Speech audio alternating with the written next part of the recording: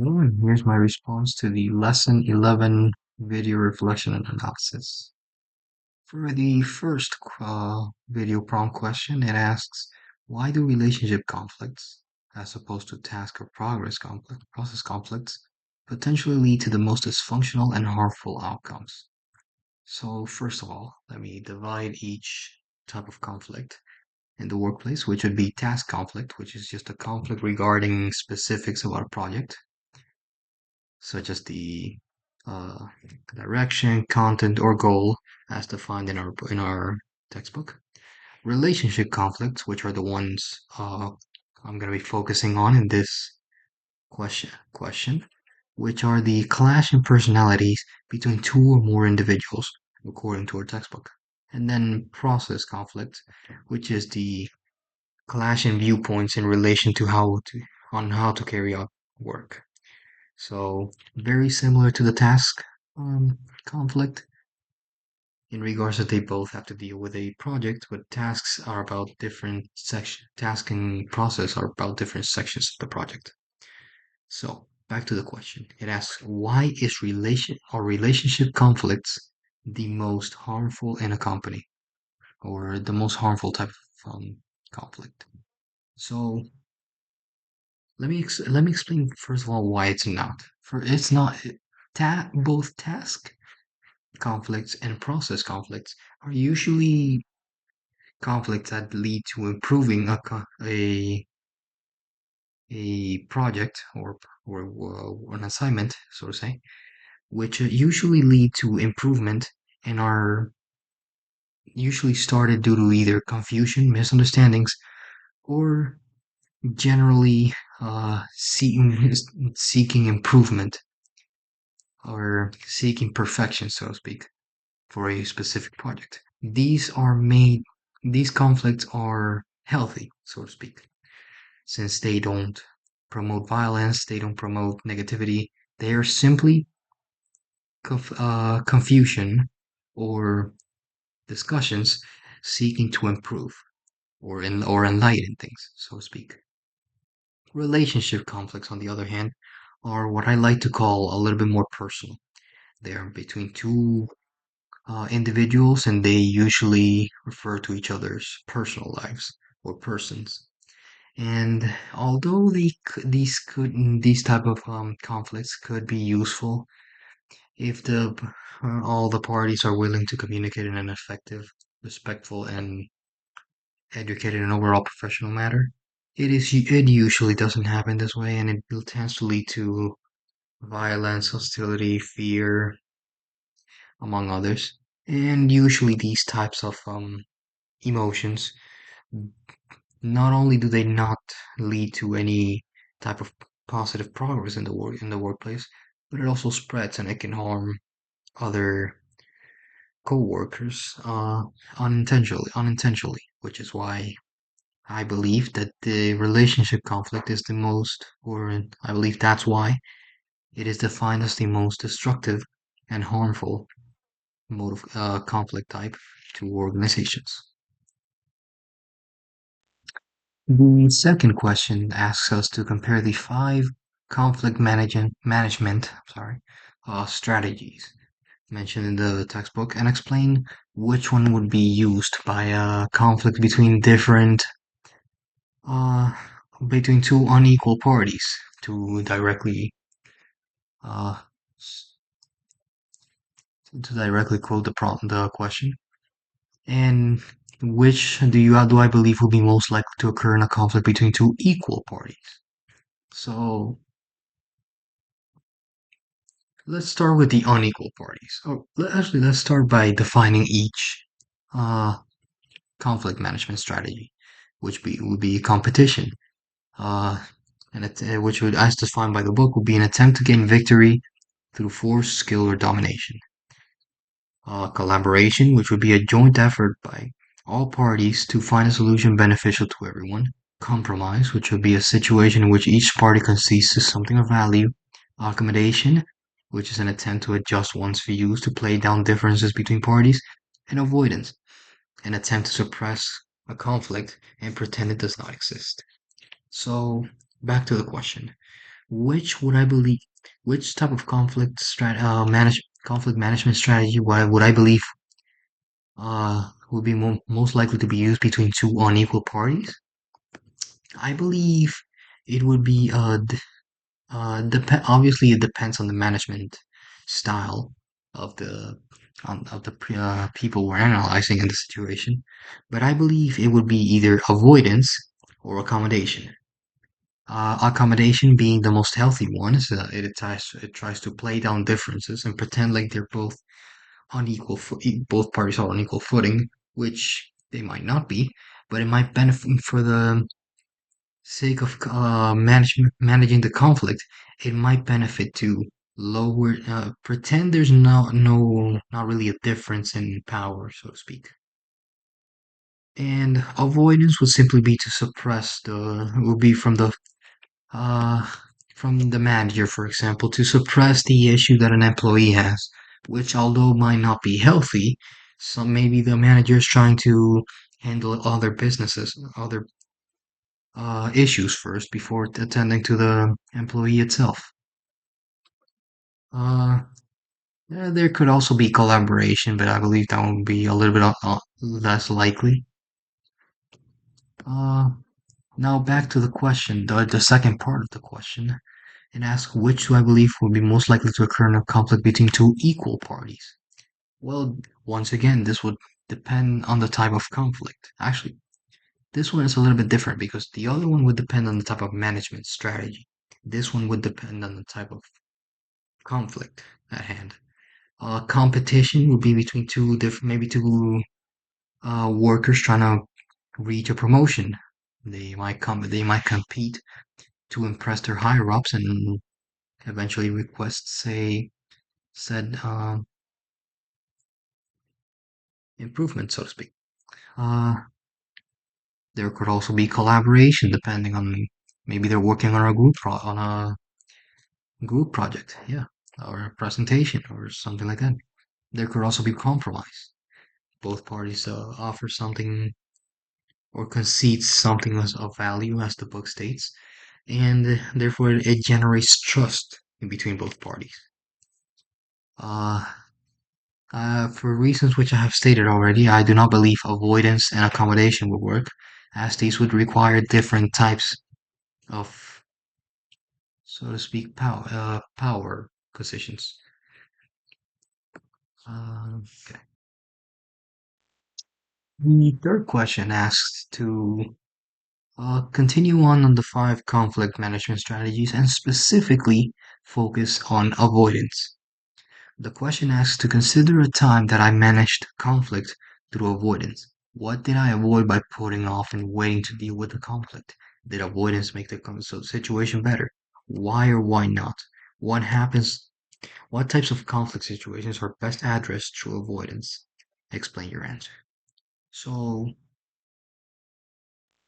I personally believe that avoidance should only be used to avoid, so to speak, a smaller issue to address a bigger one and later on come back to that issue. Of course, it is a very unprofessional conflict management uh, theory. I believe it should be avoided. Ironically, the avoidance conflict management strategy should be avoided at all times as much as possible. I can think of a few times when I tried to avoid a problem. I cannot think of one time where it worked. Avoiding people, so to speak, or problems usually just makes them worse. For avoiding people will make them angry at you, will make them uh infuriated and wonder why you're avoiding them, which eventually makes them want to seek you even more. Um, and if someone is actually needs your help or is seeking to clear something up, or some other type of situation, usually avoidance just makes the problem worse. It can make that person angry, confused. Um, sometimes even make them feel like they're being avoided for a different reason, like they're you're not worth. They think they're not worth your time. something like that. I can never think of a situation where avoidance would be the best solution to a conflict. Unless, of course, like I said before, it's only a temporary avoidance, where we're avoiding a problem to deal with a bigger, larger problem that must be attended to, and then later on we go back and deal with that problem. But that also uh, sort of disagrees with the avoidance theory, as this theory states that you don't want to deal with the problem. You want to leave it leave it be, maybe leave it for someone else to deal with, etc. So no, I believe there's no situation where avoidance is going to be 100% successful. The final question for this video prompt is to ask a very important question, which would be dealing with bargaining strategies, specifically integrative bargaining strategies used in a previous case detailed in the textbook. So let me go over some of the integrative bargaining strategies mentioned in the textbook, which would be one of them would be separate the people from the problem. This strategy is very simple. It simply dictates that we must separate the individual emotions we feel towards a person whenever dealing with a negotiation. The book gives a very good example, being that we should not let our emotions or our feelings toward a manager influence our ability to ask that manager for a raise. Another one would be focusing on interests, not position. The second, this strategy basically dictates that we must focus on interesting the person we're negotiating with, and give them a reason to give us what we're looking for, or what benefits us. Once again, the book gives us a really good example, which would be we want a raise. Why would our manager give us a raise? We have to give them reasons for believing that we deserve the raise, such as like we're going to be working more. We have been working a lot more than we were intended to, so we believe that is fair, uh, etc. We must give them reasons to accept our position. Uh, the third uh, integrated bargaining strategy would be to generate a variety of possibilities. In other words, it would be to have a plan B, C, and D, etc., and so on. It is basically to try and go into the negotiation and try not to leave empty-handed. We might not get what we're looking for initially, such as in the other examples with the race, but we might be able to get some more PTO, maybe some days off, some overtime pay, etc. So we try not to leave a negotiation empty-handed.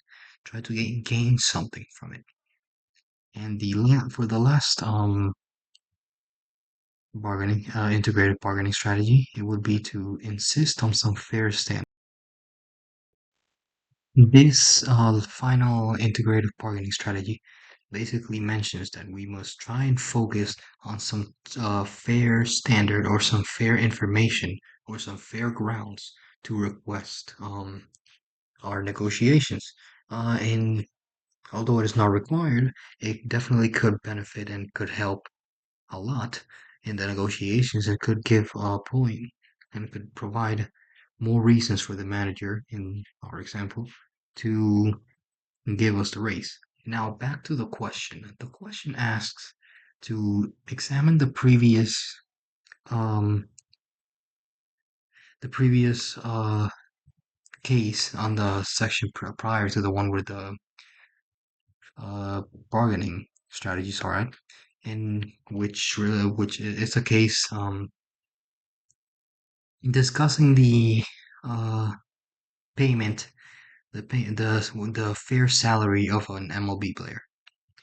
And the case basically dictates how one party decided didn't believe that the player was worth 15 million, and the other party believed that it was worth 20 million as a starting salary for a starting salary. And basically, both companies had to discuss and eventually come up with, does he deserve 20 million or does he deserve 50 million? And so on and so forth. And the entire point of the negotiation is to eventually come up with a solution that benefits every party. If he gets 15 million, is it clear why he received 50 million? And is everyone okay with him getting 50 million? Or at least the majority. Maybe not everyone will be happy, but the majority will be. And same thing for the other side. Does he deserve the 20 million? Why does he deserve it? And is everyone okay with it? But the question asks which of the bargaining strategies was used. I believe that the two most important uh, bargaining strategy, integrative bargaining strategies used in in the specific case mentioned would be focusing on interests, not positions, and also insisting on some fair standard. Maybe there could have been a point about separating the people from the problem, since we are trying to they were dealing with everyone in an equal manner, even though I believe, but it's a subtle uh, part of that of the case being discussed. Focusing on interest, not positions, we are discussing why the person needs or deserves the 20 million as a starting wage or the 50 million. Uh, it's very clear. It's very clear that we are trying to dictate why, or that one party would be dictating why he would deserve the 50 million, and the other party would dictate why he deserves the 20 million. And the insist on some fair standard. Obviously, we want to dictate which it's fair. If is it fair for him to get the 20 million? Does he deserve it? Will he provide for the team $20 million worth of a performance worth $20 million, or will he provide a $50 million performance, etc. These are the bargaining strategies I believe were used um in the case. That is all. Thank you very much.